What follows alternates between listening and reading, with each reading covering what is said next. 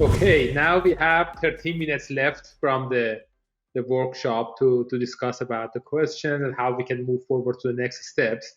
I would like to ask all the others who are online right now with us if they can turn on their videos to see how many faces that we have here in formal dressing, not in their pajamas, probably kind of laying in the bed, listening to what people are providing. Okay, sounds good. So please, first of all, please join me to just kind of thanking all the speakers that they provided here. It was such a nice kind of provided here for up to something like 3 hours so far, and that was really exciting to have all these speakers right now with us today. It was a great pleasure. So hopefully we can kind of move forward and try to see how we can uh, find this great opportunity to use all these experiences that people have done in other areas to in the field of drug addiction, and how we can use International Society for Addiction Medicine, which has over 100 coverage over 100 countries, to be able to provide some data from all around the world. So that is the next steps that we are trying to move forward for. So before kind of opening the panel for further discussions, I was just going to kind of show a few last slides about what we are thinking to do for the next steps and how we might be able to move forward. So what do we kind of next steps? The day after the workshop, what we are going to do, how we can move forward for next steps, because this is not the last step. We are just trying to bring people together and see how we can move forward to the next steps. So we are really interested for those who are interested to join us. There are my colleagues will post a link here that people who are interested to share their information with us and join the Global Expert Network. That would be nice. They can kind of use that link to share their information. We are developing what we call ISAM Global Expert Network Steering Committee.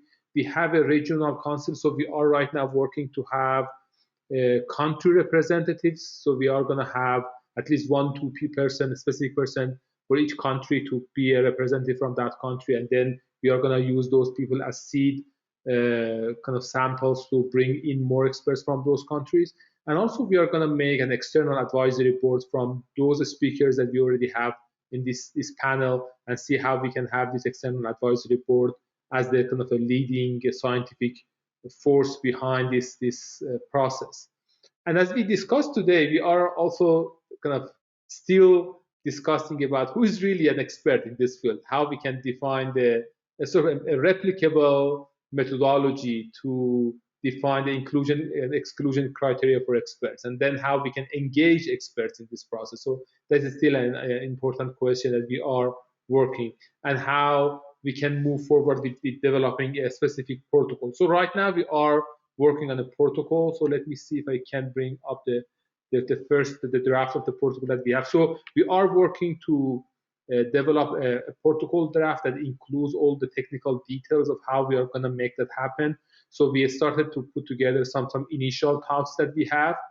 I think that my colleagues and my assistants would be able to share the Google Doc link to the document that we already have. So it will be nice as something like the homework for tonight for those who are interested to just take a look inside and add their thoughts inside in terms of what are the things that we can do, and what are the components that we can include in the protocol, and what are the specific areas that people are interested to contribute to the protocol that we have, especially those who have a specific methodological interest to test their hypotheses, test their methodologies. We are definitely happy to kind of provide this platform for those people to bring their students, their research team, to be a part of this process. Right now, we are thinking about different global data gaps that we are going to work on. As you can imagine, there are many important questions that we are working on in terms of kind of providing some surveys to collect data around the world. And we are thinking to move forward and be able to develop what we call World Addiction Medicine reports. So we are working on that side in terms of being able to make it happen. And also not only the kind of World Addiction Medicine report, but also we are working on reshaping what we have for classification and categories and definitions that we have in the field of addiction medicine. and also working on what we call consensus statements or guidelines in the field of addiction medicine based on these expert elicitation methods that we have been discussing today. We have recently published a paper in Nature Protocols in one very specific area using functional brain imaging for drug addiction. So we are trying to develop those methodologies not only for collecting kind of basic epidemiological data, but also developing some specific research protocols for other areas related to addiction medicine. So we try to develop a specific pipeline that those who are interested to share their ideas or post any specific kind of comments to be able to be a part of this process. So please feel free to find the technical details that we have in our webpage in ISAM website. So we are hopeful that right now we can move forward and work together and see how we might be able to go to the next steps and discuss how we can bring experts from different countries and kind of move forward. So for the last few minutes that we have, I would like to ask speakers of the workshop to see if they have any concluding remarks about what we have been discussing and how we can move forward based on kind of the conclusions that they are going to make. So I'm going to kind of read based on the number of the order of presentations that we have. Victoria, do you have any concluding remarks? No, I guess that there are a variety of methods that you could choose from. I guess with Lawrence's, that was more the decision context, and then expert elicitation can form, like the elicitation that I do, can form a part of that. But then you're going to have value judgments that I think should be informed by decision makers. But there's a lot of methods, and I think that's something worth discussing, like what Abigail did. Sorry, I just wanted to answer Victoria because I was just about to answer her question by using the chat. But she's absolutely right that the context is really important, because we are talking about the extent of harm, the preference, the value. It's about value here, and yeah, it depends upon context. In fact, the Australian ordering was very slightly different, but not enough to affect the correlation. It is sensitive to context. Thank you. Thank you. Anka, do you have any concluding? I think that was an excellent talk to finish with, because I think it outlines exactly what Tori started her presentation with, the difference between value judgments and probability quantifying uncertainty. There's such different methodology for structured expert judgment and such different needs and actors involved in that, as compared to structured decision making, where you're not only trying to quantify uncertainty or answer a question about a fact or a probability, but you're also having decisions with consequences and utilities attached to that. There's so many different people that should be involved in that, and usually structured expert judgment is identified as needed or used after you model your decision and you see what are the consequences, what is it that you need data for, who's the expert, who's the stakeholder, who's the decision maker, and all those things. So I think once that's clear, then the structured expert elicitation methods are there to help, well, complement the data, I suppose. Yes.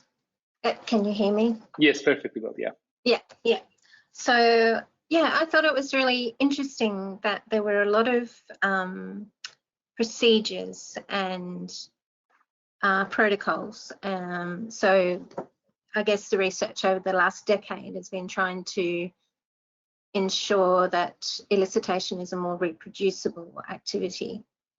One of the things, though, that's kind of interesting is that means that some of the methodologies are becoming embedded into those protocols. So I think if we take a step back, we could see that there's a bit more mix and matching that could occur, that they don't need, you know, a particular protocol or procedure does not need to be so tied to particular statistical methods or quantitative methods. So that's just one observation which I hadn't noticed, because I don't often get this opportunity to see a whole bunch of expert elicitation methods in one room. So it's been brilliant to look at it from that perspective.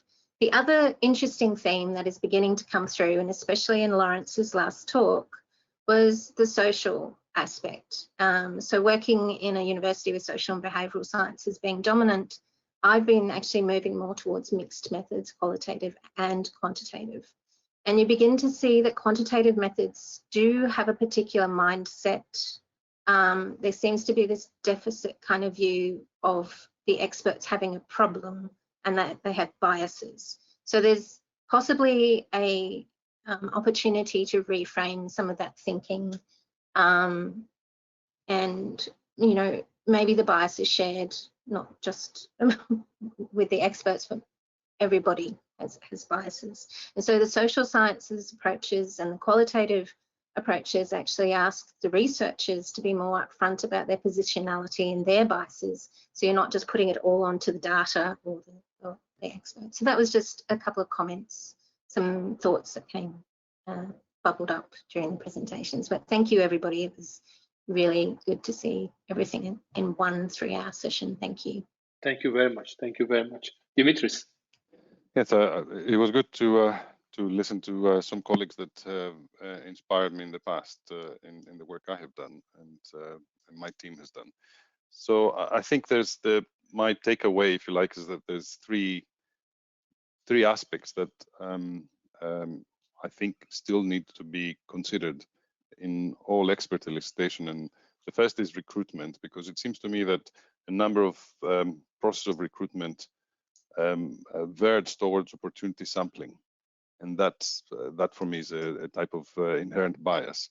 Then I think the other obvious point, and it's raised multiple times by colleagues and in the chat, is an objective estimate of who is an expert, and that has to be part of the process. And finally, how big is this population of experts? Because you know, of course, it's how you define your boundary and threshold. But these 3 points is my takeaway, and this is what I'm going back working with my team on. So thank the speakers and the audience. Thank you very much, Dimitris. Thank you very much. Roger. Yeah, I don't know if I have anything pontifical to add to everything that's been said, except define performance and measure it. So if you want to predict which experts are able to give you good assessments, look at their performance. That's the best predictor.